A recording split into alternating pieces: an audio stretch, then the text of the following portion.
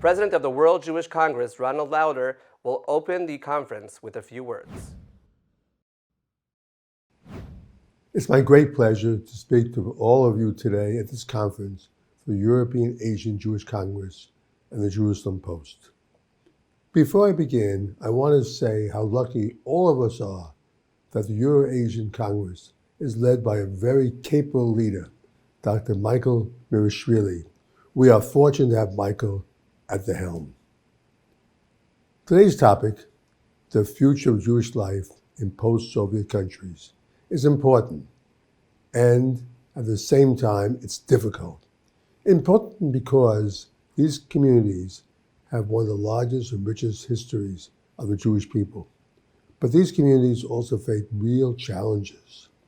It's been 30 years since the Euro-Asian Jewish Congress began as a small delegation of Soviet Jewry to the World Jewish Congress.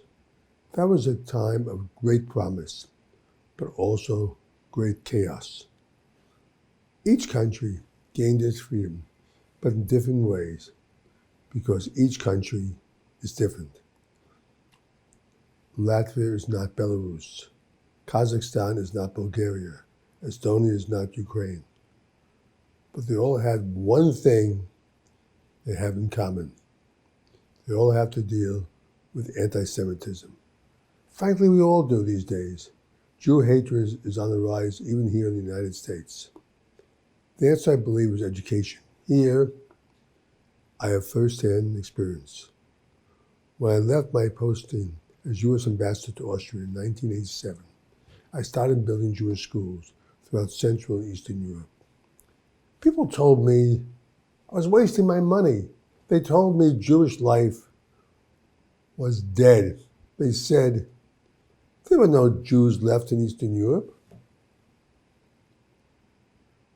But as soon as the Soviet Union imploded, Jewish people came out into the sunlight.